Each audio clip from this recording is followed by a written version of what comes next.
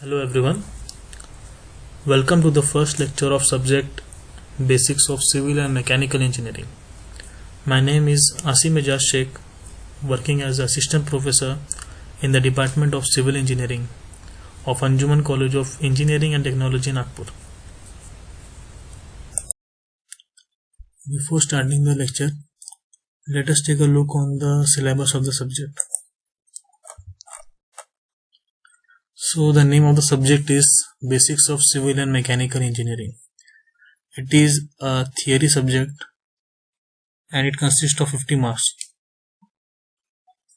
So the syllabus consists of overall 6 units, out of which the first 3 units belongs to civil engineering. That is Unit 1, Unit 2 and Unit 3. It belongs to civil engineering.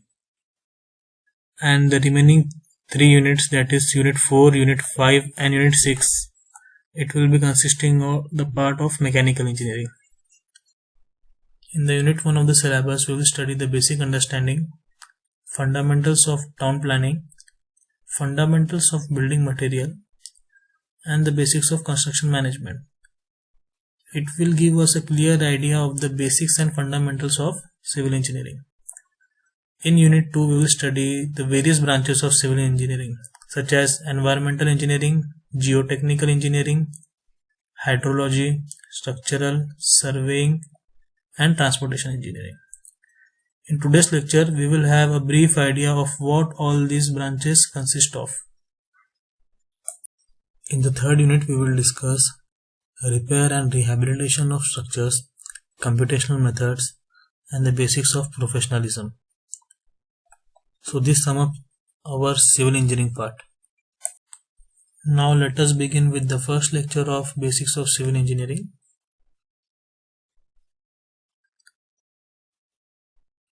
This lecture is divided into 4 subparts.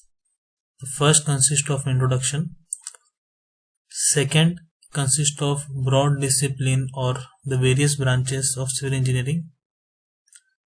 Next part is what are the various scope of civil engineering. और आखिरी में हम लोग पढ़ेंगे what is the role of civil engineering in the infrastructure development. Now the question arises, why this subject is included in your first year curriculum? इस subject को हर एक branch वाला क्यों पढ़ रहा है फर्स्ट ईयर में? तो आंसर इज सिंपल. इस सब्जेक्ट में हम लोग काफी ऐसी चीज पढ़ेंगे जैसे building material, professionalism, rules and regulation, जो कि हो सकता है आपको कहीं रूल्स एंड रेगुलेशन मालूम भी हो, लेकिन इस सब्जेक्ट में हम लोग ग्रेट डिटेल में पढ़ेंगे इन सब चीजों को, so that you can use it in your day-to-day life. So this was about the introduction part of civil engineering. Now we will move to the second part, which is broad disciplines of civil engineering. Broad disciplines of civil engineering में हम लोग पढ़ने वाले हैं various सब division of civil. This is the list of various branches which comes under the civil engineering branch. सबसे पहले हम लोग पढ़ेंगे सर्वेइंग के बारे में. सिविल इंजीनियरिंग का सबसे पहला स्टेप है प्लानिंग. प्लानिंग हम लोग स्टार्ट करेंगे with the help of surveying. कोई भी एरिया का हम लोग सबसे पहले सर्वे करते हैं. उसके बाद एक ब्रांच है construction technology. Then there is structural engineering. इसमें हम लोग पढ़ेंगे the various loads acting on a structure और उसके अकॉर्डिंगली हम लोग उसका स्ट्रक्चर का डिजाइन करेंगे. ये होता है structural engineering. Then comes geotechnical engineering. इसमें हम लोग various types of soil properties, अलग अलग जगह की अलग अलग सॉइल प्रॉपर्टीज होती है, उसके अकॉर्डिंगली हम लोग कंस्ट्रक्शन कैसे करेंगे ये पढ़ेंगे इस ब्रांच में. Then there is water resource engineering. हम लोग वाटर रिसोर्स का इस्तेमाल करेंगे, हम लोग डैम कंस्ट्रक्ट करेंगे, टैंक्स कंस्ट्रक्ट करेंगे और वाटर रिसोर्स को एक्सप्लॉइट करेंगे. Then hydraulics. In this we will study the flowing properties of water. Irrigation engineering, ये बेसिकली एग्रीकल्चर का पार्ट है. ट्रांसपोर्टेशन इंजीनियरिंग, इसमें हम लोग वेरियस मोड्स ऑफ ट्रांसपोर्टेशन पढ़ते हैं, उसका ट्रैफिक कंट्रोल, उसका design, traffic design and all. Then environmental engineering. Environmental engineering में हम लोग पढ़ेंगे how to control various pollution, land, air, noise pollution. Then comes town planning. इन सब टॉपिक को हम लोग ग्रेट डिटेल में पढ़ेंगे, बट वो पढ़ने से पहले हम लोग एक और टॉपिक है स्कोप ऑफ सिविल इंजीनियरिंग। ये हर एक टॉपिक को हम लोग पढ़ने वाले डिटेल में, बट उससे पहले हम लोग पढ़ेंगे scope of civil engineering.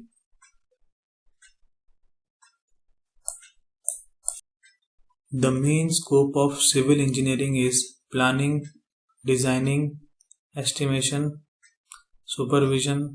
supervising construction, execution and maintenance of structures like building, roads, bridges and dams.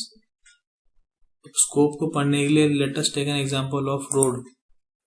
हम लोग रोड का एग्जांपल लेते हैं, ठीक है। अगर हमको रोड कंस्ट्रक्ट करना है तो हम लोग सबसे पहले क्या करेंगे, उसकी प्लानिंग करेंगे। सबसे पहले हम लोग करेंगे उसकी प्लानिंग। हम लोग ये प्लान करेंगे कि रोड कौन कौन से रूट से जाएगा, उसका अलाइनमेंट क्या होगा, कौन से मेन प्लेसेस को वो रोड कनेक्ट करेगा। तो ये हम लोग सबसे पहले प्लान करते हैं। उसके बाद उसका होता है डिजाइनिंग। अब रोड हम लोग ने प्लान कर लिया, उसका अलाइनमेंट कि रोड कहाँ से गुजरेगा, ठीक है। बट डिजाइनिंग में हम लोग ये स्टडी करेंगे कि रोड की विड्थ कितनी है। अगर ट्रैफिक ज्यादा है तो हम लोग रोड की विड्थ बढ़ा देंगे, ट्रैफिक कम है तो हम लोग रोड की विड्थ कम कर देंगे, ठीक है। थर्ड पॉइंट है estimating.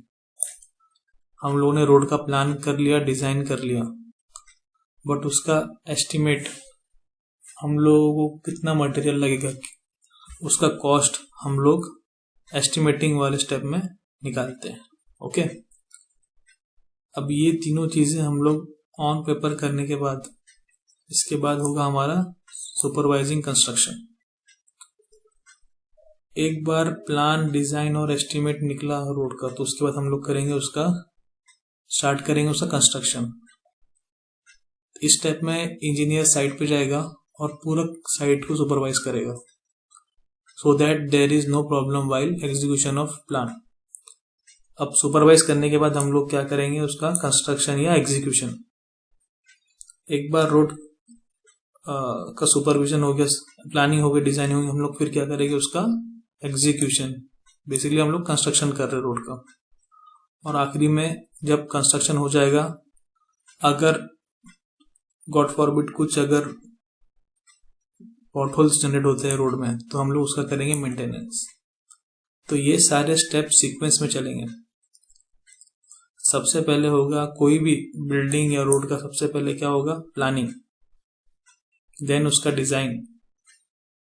Late us take an example of building.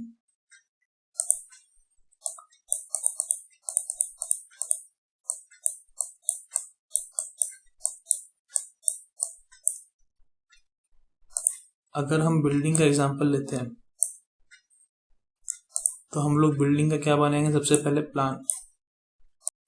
So the first step will be the planning. Let us take an example of plan.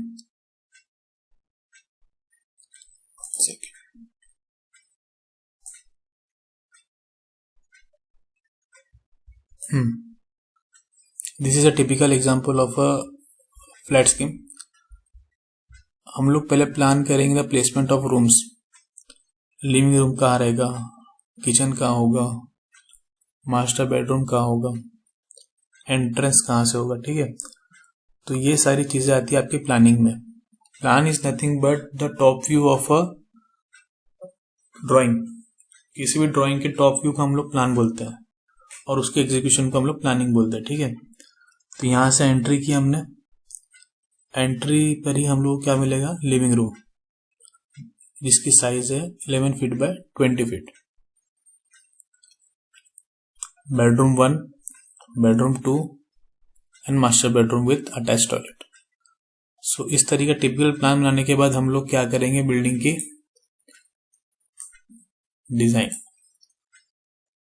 Design में क्या होता है, हम लोग स्टडी करेंगे बिल्डिंग पे कितना लोड आ रहा है।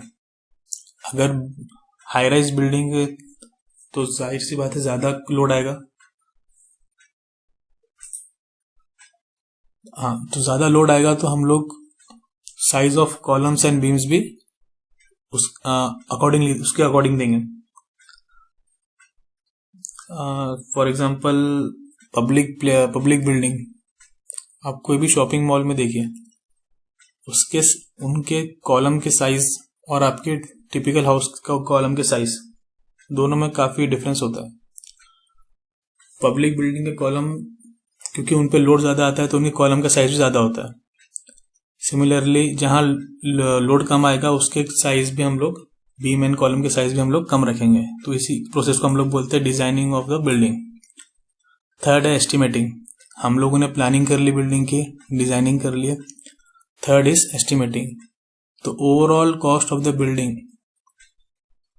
Including its material and labour cost हम लोग निकालेंगे थर्ड स्टेप में, that is estimating.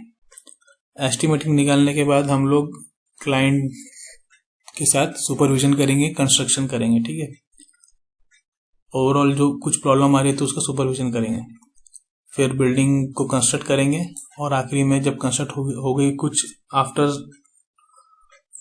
Few years कुछ अगर मेंटेनेंस लगता है तो हम लोग उसका मेंटेनेंस करेंगे। तो ये हर एक स्टेप सीक्वेंस में चलेगा। Similarly for bridges and dams और any other structure for the matter. Okay,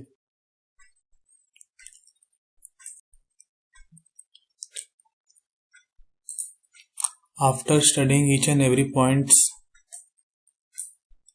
of scope of civil engineering, now we will move forward with the various branch of civil engineering. I hope आपको ये सब step याद हो गए होंगे, sequence याद हो गए होंगे। Planning, designing, estimating, supervising construction, execution and maintenance. Now let's move to the various branches of civil engineering. तो सबसे पहला ब्रांच जो हम लोग आज पढ़ने वाले वो है surveying. What is surveying? Surveying is the science of map making. What is surveying? It is the science of map making. आपने एक टिपिकल मैप देखा होगा, उसमें एक पॉइंट से दूसरे पॉइंट का डिस्टेंस और उसका रूट दिया हुआ रहता है। तो हम लोग ये मैप कैसे बनाते हैं? With the help of surveying. To start development activity in an area, the relative position of various objects in horizontal and vertical direction are required. कोई भी एक्टिविटी स्टार्ट करने से पहले हमको जरूरत पड़ती है उसके हॉरिजॉन्टल एंड वर्टिकल डायरेक्शन की। फॉर एग्जांपल, पॉइंट ए से पॉइंट बी का डिस्टेंस कितना है, हम लोग कैसे कैलकुलेट करेंगे? With the help of chain और tape. But what if the distance is very large? इस टाइम हमको काम आता है सर्वेइंग। ठीक है, ये टिपिकल एग्जांपल है, आप लोगों ने ऐसा कहीं देखा होगा कंस्ट्रक्शन एरिया में। बेसिकली ये रीडिंग ले रहा है लेवल्स की। इस पॉइंट का लेवल और ये पॉइंट का लेवल, दोनों की रीडिंग क्या है ये हम लोग स्टडी कर रहे हैं, इस एक साइट पे स्टडी कर रहे हैं। ओके, अब हम काम का आएगा हमें ये in the process of making map. In the process of making map आप लोगों ने लेआउट सुना होगा, प्लॉट एरिया, ये वर्ड सुने होंगे। तो ये सारा हम लोग को पेपर में मिलता कब है? जब हम लोग कोई एरिया का सर्वे करते हैं। अर्लियर सर्वे करने के लिए हम लोग यूज करते थे चेन, टेप्स, बट आजकल theodolite, then distomat, EDM, advance equipment आ चुके हैं। तो हम लोग इसका इस्तेमाल करके वास्ट एरिया कवर कर सकते हैं within a less span of time. Now this are the objects of surveying. To prepare a map और अ प्लान।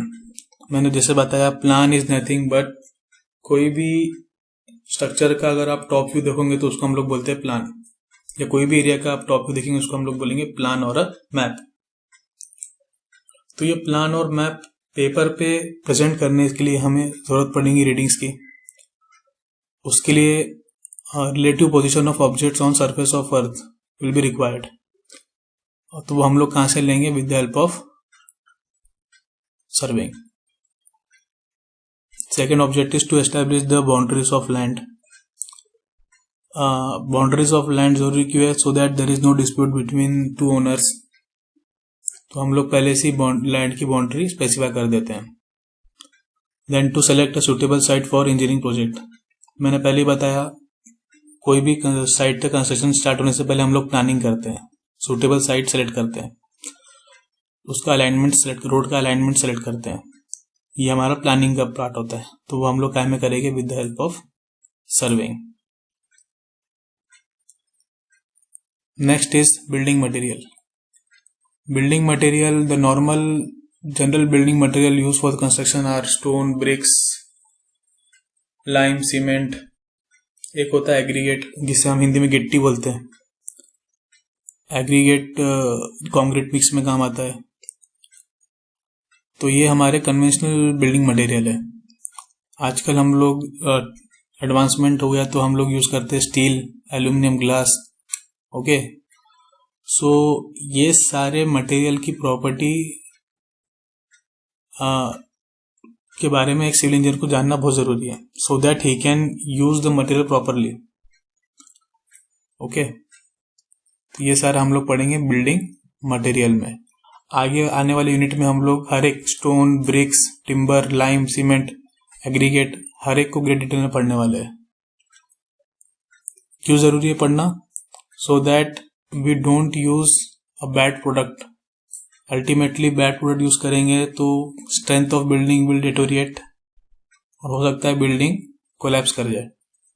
तो ये अवॉइड करने के लिए हम लोग क्या करेंगे? आपने प्लान कर लिया, डिजाइनिंग कर लिया, बट आपने मटेरियल अच्छा यूज नहीं किया, तो वो एक ड्रॉबैक हो सकता है। इसलिए हमें a civil engineer must know the properties of the building so that they can be used appropriately. So these are the conventional material used in the construction of a structure: bricks, cement, concrete, sand.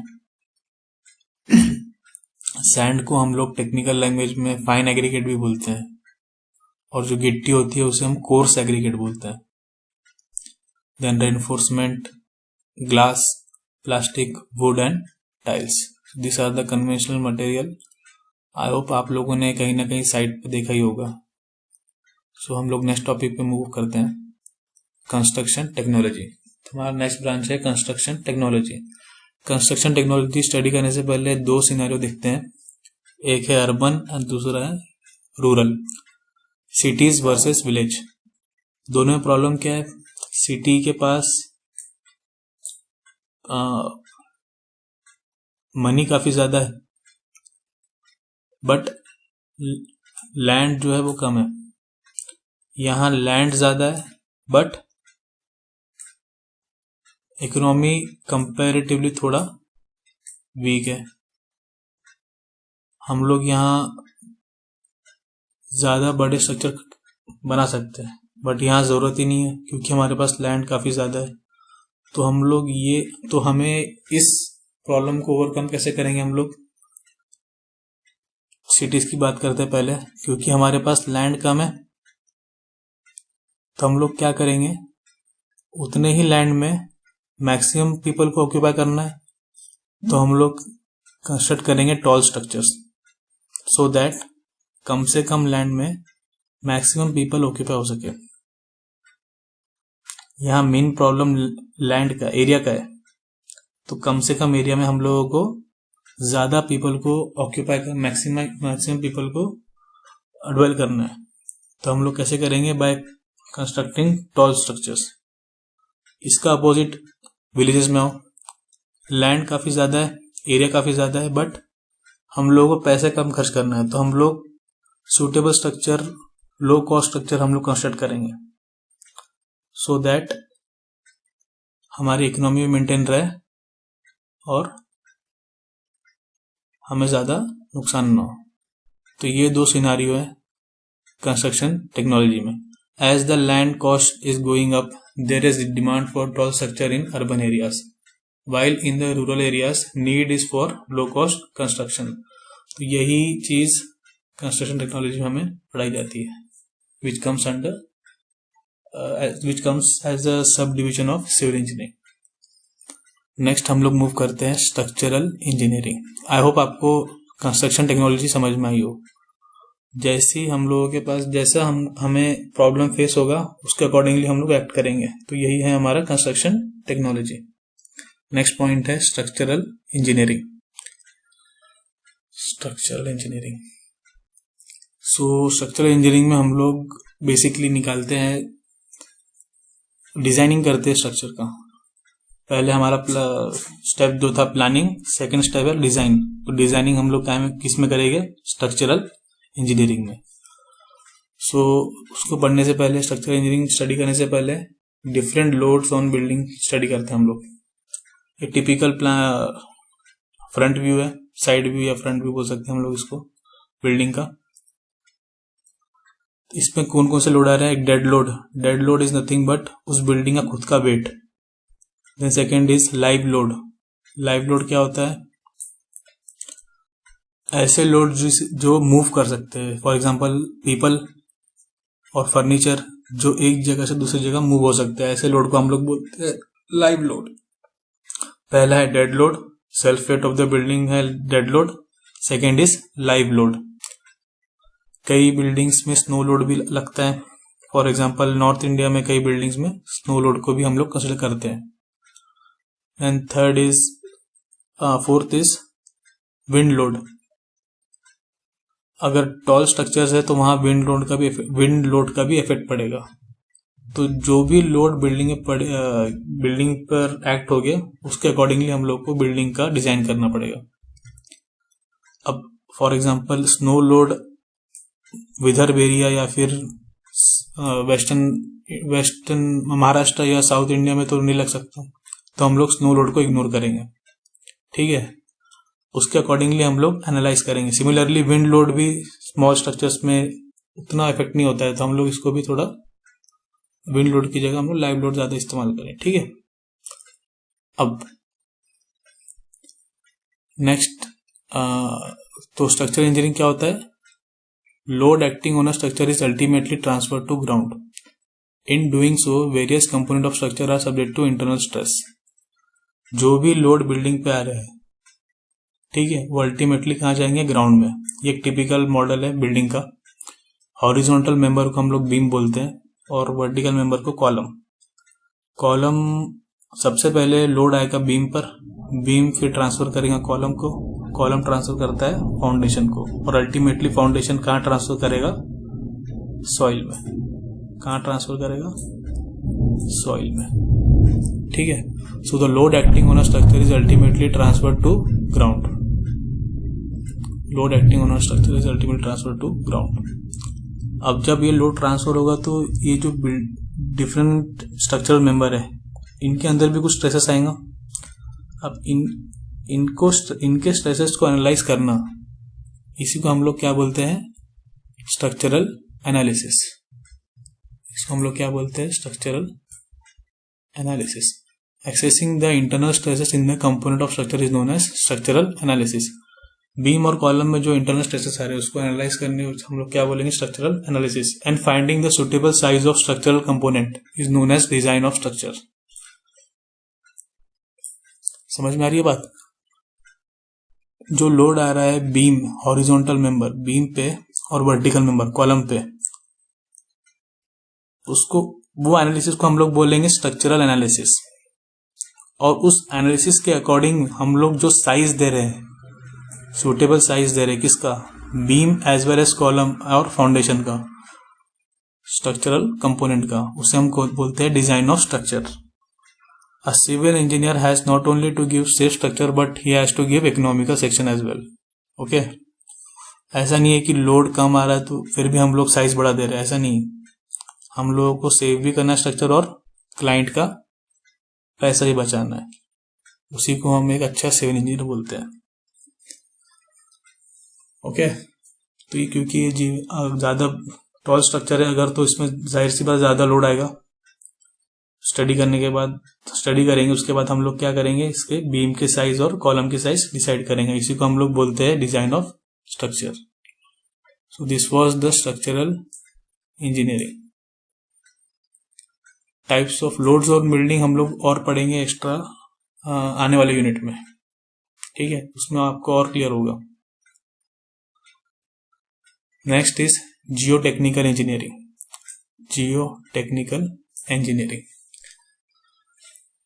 अब structural engineering, इसमें हम लोग ने क्या सीखा, जो भी load आ रहा है बिल्डिंग पे, पहले बीम पे आएगा हॉरिजॉन्टल मेंबर पे, फिर वो जाएगा, एक सेकेंड, पहले हॉरिजॉन्टल मेंबर पे आएगा बीम पे, फिर जाएगा हमारे कॉलम पे, और कॉलम से फाउंडेशन पे, फाउंडेशन से सॉइल पे। तो अल्टीमेटली लोड कहाँ जा रहा है, सॉइल पे।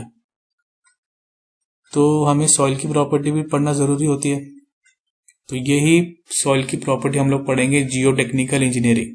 It is a sub branch of civil engineering called geotechnical engineering. क्या पढ़ रहे हैं हम लोग इसमें, soil property changes from place to place. The load from the structure is to be safely transfer to soil. Ultimately हम लोग structure का लोड कहाँ ट्रांसफर कर रहे हैं, सॉइल पे। For this safe bearing capacity of soil is to be properly assessed. अब ultimately soil के हमको क्या निकालना पड़ेगा, safe bearing capacity. This branch of study in engineering is called geotechnical engineering. तो हम लोग इसमें क्या निकाल रहे हैं, मेन काम क्या कर रहे हैं हम लोग इसमें, सॉइल की सेफ बियरिंग कैपेसिटी पता कर रहे हैं। और भी ज्यादा रहता है, और भी ज्यादा एडवांस पार्ट है जियोटेक्निकल का, बट हम लोग फिलहाल सेफ बियरिंग कैपेसिटी के बारे में बात करते हैं। सेफ बियरिंग कैपेसिटी क्या है, वर्ड से समझ में आ रहा, एक लोड को सेफली बेयर करना। ये अलग अलग सॉइल की अलग अलग कैपेसिटी होती है।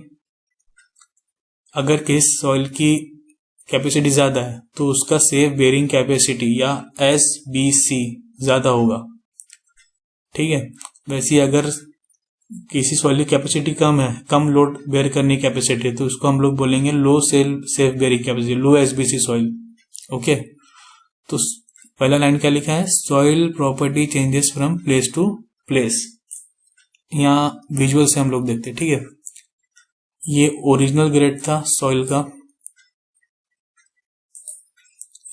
ओरिजिनल ग्रेड था, लेकिन किसी ने होल डक किया और उसमें फिल कर दिया।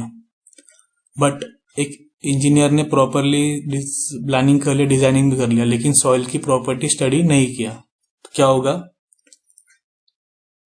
यहाँ तो फाउंडेशन बराबर बेयर कर, सॉइल बराबर, यहाँ की सेफ बेयरिंग कैपेसिटी अच्छी है तो यहाँ पर कुछ प्रॉब्लम नहीं है। बट यहाँ क्या हुआ कि यहाँ इस जो ब्लैक पोर्शन का जो सेफ बेयरिंग कैपेसिटी है, वो सेफ बेयरिंग कैपेसिटी इसके मुकाबले काफी कम है।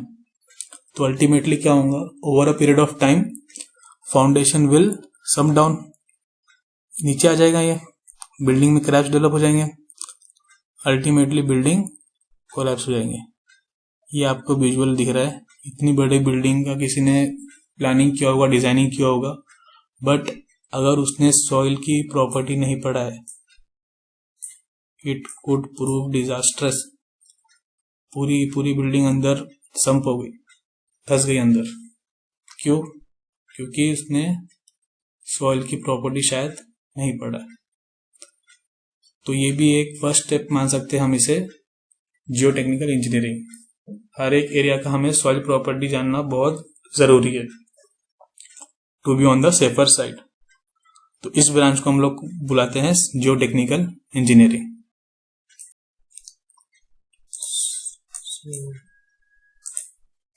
So after geotechnical engineering we will study hydraulics. Hydraulics में बेसिकली हम लोग पढ़ने वाले हैं the flowing property of water. Flowing property of water, उसकी विस्कोसिटी, ठीक है। Water is an important need for all living beings. Study of mechanics of water and its flow characteristic is an important field in civil engineering and it is known as hydraulics.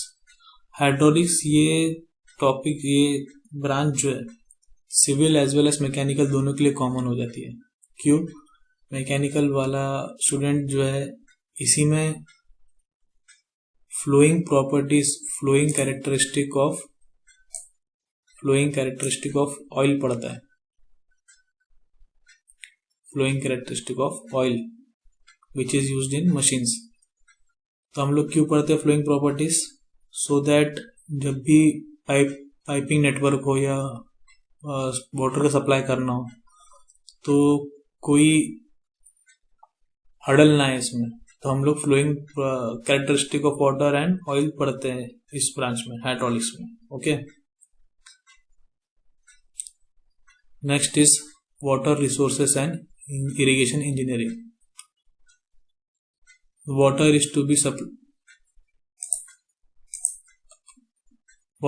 supplied to agricultural field and for drinking purpose. Hence, suitable water resources are to be identified and water is to be stored. Identifying, planning and building water retaining structures like tanks and dams are carrying stored water to field is known as water resources and irrigation engineering. So basically हम लोग इस water resource और irrigation वाला बंदा करता क्या है कि सबसे पहले हम लोग आइडेंटिफाई करेंगे वाटर रिसोर्सेस को, specially surface water resources like river. Now we construct dams and tanks to store that water so that it can be supplied to agricultural field and can be used for drinking purpose. So इसमें हम लोग यही पढ़ते हैं. Irrigation engineering का ये है कि हम लोग river, there are many areas where there is scarcity of water, तो वहाँ रिवर भी नहीं होते, तो हम लोग क्या करते हैं, रिवर का जो पानी होता है उसे हम लोग एग्रीकल्चरल फील्ड तक पहुंचाने के लिए हम लोग कंस्ट्रक्ट करते हैं कैनाल्स एंड डिस्ट्रीब्यूटरीज. तो जो पानी एग्रीकल्चरल फील्ड तक नहीं पहुंच सकता था हम लोग उससे पहुंचाते हैं with the help of canal and distributaries. तो ये भी हमारा पार्ट आता है water resources and irrigation engineering. Basically हम लोग इसमें ये पढ़ते हैं कि हम लोग वाटर रिसोर्सेस को कैसे यूज कर सके, मैक्सिमम यूटिलाइज कैसे कर सके. इसमें एक और चीज आता है generating electricity with the help of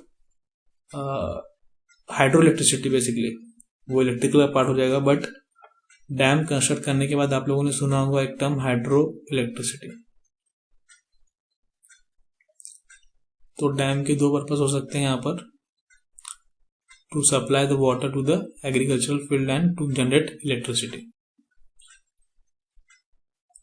This all comes under the branch water resources and irrigation engineering. So after discussing water resources and irrigation engineering, we will move on to transportation engineering. Transportation engineering पढ़ने से पहले we will discuss the various modes of transportation, that is roadways, railways, airways and waterways. हर एक mode of transportation की अपना अलग property होती है, but transportation क्यों जरूरी है, ट्रांसपोर्टेशन इंजीनियरिंग पढ़ना क्यों जरूरी है? Because the economical development of country basically depends on the transportation. Isolated location country के जो है विलेजेस, वो हम लोग कनेक्ट करते हैं with the help of road. अगर एक विलेज को प्रॉपर कम्युनिकेशन, रोड कम्युनिकेशन मिलेगा तो चांसेस है कि वो जल्दी डेवलप करे. ठीक है. So proper designing and traffic studies required in the transportation engineering for the betterment of the nation. Railways की बात करें तो उसमें it is the one of the cheapest one of the cheaper mode of transportation. It is safe and comfortable as well, and we can transport heavy goods quite easily with the help of by using mode of transportation, that is railways. Waterways, similarly waterways में भी वही है, heavy loads को आप over large distance में अगर heavy loads ले जाना है हमको, तो हम लोग वाटरवेज का यूज करते हैं। बड़ी बड़ी कंट्रीज डिपेंड करती है वाटरवेज पे। चाइना का पूरा बिजनेस वाटरवे पे डिपेंड करता है। इंडिया में भी जो गुड्स आते हैं चाइना से, वो मैक्सिमम वाटरवेज से आते हैं, वाटरवेज एंड एयरवेज से आते हैं। एयरवेज की प्रॉपर्टी है कि it required quite less time in comparison with other mode of transportation. Okay, तो चारों की अपनी अपनी प्रॉपर्टीज है। इन चारों सबसे इंपॉर्टेंट होता है रोडवेज, बिकॉज एक कंट्री की डायरेक्ट डेवलपमेंट जो डिपेंड करती है वो प्रॉपर रोडवेज पे डिपेंड करती है। Now for proper planning of this transportation facility, carrying out traffic survey, design, construction and maintenance of roads, bridges, railways, harbours and airport is known as transportation engineering. Okay, ये एक example है नागपुर का, हमारा local Nagpur का। This is a double decker bridge situated in Chhatrapati square.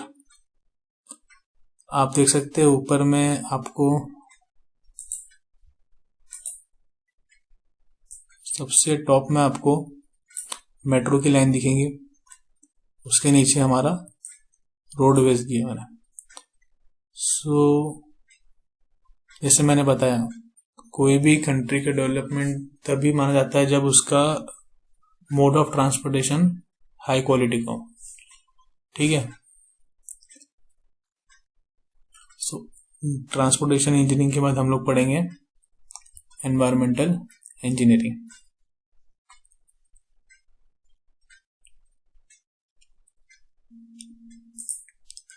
What is environmental? What comes under environmental engineering? Proper distribution of water to rural areas, towns and cities, and disposal of wastewater and solid waste are another field of civil engineering.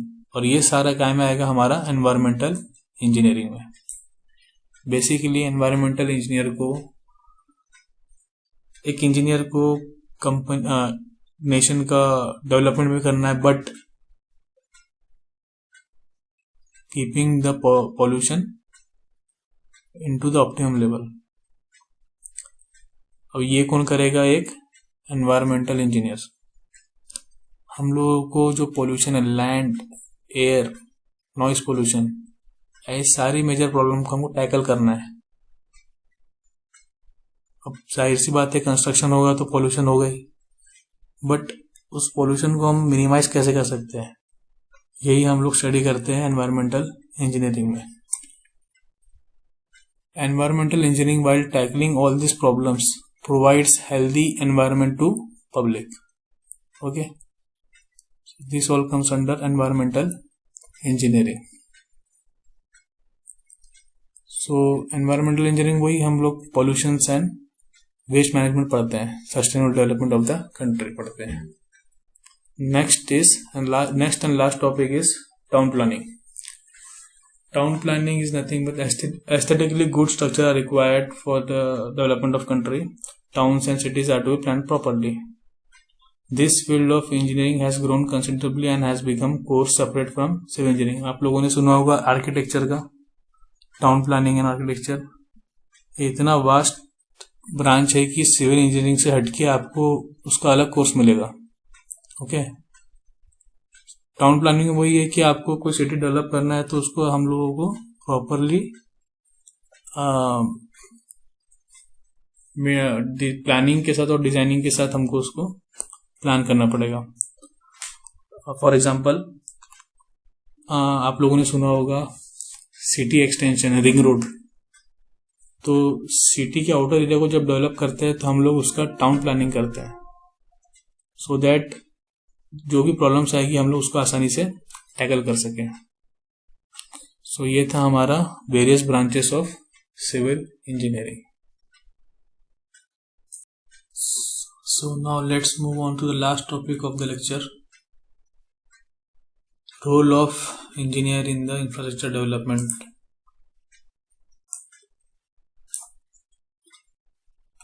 इस topic को last में पढ़ाने का एक reason था, because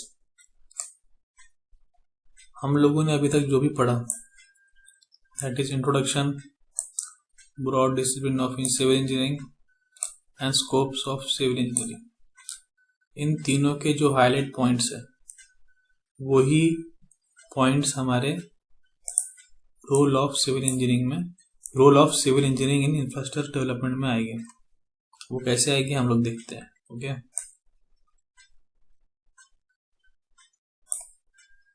so the role of civil engineer in the infrastructure development. सबसे पहला point, a civil engineer has to prepare plan, estimate, get approval, create and maintain all civil engineering infrastructure activities. हम लोग discuss कर चुके हैं। सबसे पहला point जो है वो plan, design, estimate, approval, create और कंस्ट्रक्ट और एग्जीक्यूट, और आखिरी में maintain all the civil engineering infrastructure activities. ये एक रोल प्ले करता है सिविल इंजीनियर। ओके, नाउ अगर हम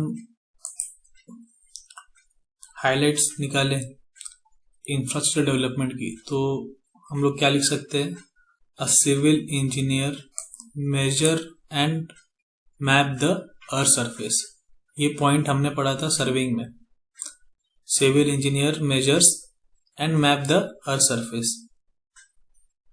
जितने भी पॉइंट्स रिलेटिव डिस्टेंस निकालते हैं, horizontal as well as vertical, survey करते हैं हम लोग। अल्टीमेटली हम लोग क्या बनाते हैं? मैप और plan of the earth surface. ठीक है। Second point, plan and develop extension of towns and cities. Plan and develop extension of towns and cities, ये पॉइंट हमने पढ़ा था हमारे टाउन प्लानिंग वाले पॉइंट में। A civil engineer plan and develop extension of towns and cities. Ring road का example दिया था मैंने। Third, build the suitable structure for rural and urban areas for various utilities. एक पॉइंट पढ़ा था हमने कंस्ट्रक्शन टेक्नोलॉजी, उसमें सिटीज, अर्बन एंड रूरल वाला सिनेरियो देखे थे हम लोगों ने। दोनों के प्रॉब्लम कैसे टैकल करना हम लोगों ने देखा था। So a civil engineer has to build the suitable structure for rural and urban areas for various utilities. Rural मतलब विलेज एरियाज, अर्बन मतलब city areas for various utilities. Fourth point क्या है? Build the tank and dams to exploit water resources. Build the tanks and dams to exploit water resources. ये point हम लोगों ने पढ़े थे water resources and irrigation engineering में. We construct dam and tanks so that we can exploit water resources. We can use the water and provide the water to the agricultural field. Fifth point, build river navigation and flood control project. ये भी point आपका water resources में आ जाएगा। Build river navigation and flood control project. Flood control projects में आपका dams आएगा। Okay, build river navigation and flood control project.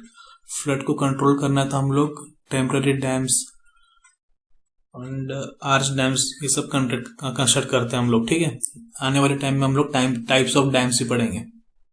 Then build canal and distributaries to take water to agricultural field. Similarly water resource and irrigation engineering में हम लोग ये भी पढ़े थे कि अगर कोई एरिया में पानी नहीं है तो हम लोग वहां पानी कैसे पहुंचाएंगे? With the help of canal and distributaries. Prime example है पंजाब स्टेट। पंजाब स्टेट में जो एरियाज में पानी नहीं जाता है तो वहां पर वहां की गवर्नमेंट ने क्या कंस्ट्रक्ट करी है? Canals and distributary, so that the water can be fetched to the agricultural field. Seventh point, purify and supply water to the needy areas. Water treatment plant construct करना और उसको ड्रिंकिंग वाटर को supply करना, ये भी एक role होता है सिविल इंजीनियर का। Provide and maintain communication system like road, railways and harbour and airports. ये पॉइंट आएगा आपका ट्रांसपोर्टेशन इंजीनियरिंग में।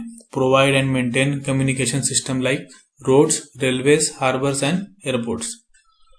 Construct system for control and efficient flow of traffic. Construct system for control and efficient flow of traffic. For example, traffic signal देखिए आप लोगों ने, अगर traffic signal ना हो काफी हौच-पौच हो जाएगा। So we have to construct systems such as traffic signals for control and efficient flow of traffic. 10th point है provide, build and maintain drainage and waste water disposal system. ये point आएगा आपका environmental engineering में। Provide, build and maintain drainage and waste water disposal system. जितना भी waste water निकल रहा है इंडस्ट्रीज से या हाउस होल्ड से, इन सब का प्रॉपर डिस्पोजल ये हम लोग करेंगे environmental engineering. Provide, build and maintain drainage and waste water disposal system. Monitor land, water and air pollution and take measures to control them. Once again environmental engineering का point है ये, monitor land, water and air pollution and take measures to control them. Last point, fast growing industrialization has put heavy responsibilities on civil engineer to preserve and protect environment. जैसे जैसे industrialisation हो रहा है, development हो रहा है, in civil engineer ही नहीं बाकी इंजीनियरों पे भी काफी रिस्पॉन्सिबिलिटी है ताकि वो एनवायरमेंट को प्रोटेक्ट एंड प्रिजर्व कर सके। So this is the end of today's lecture. Now the syllabus and the notes for today's lecture will be provided in the description below. Thank you.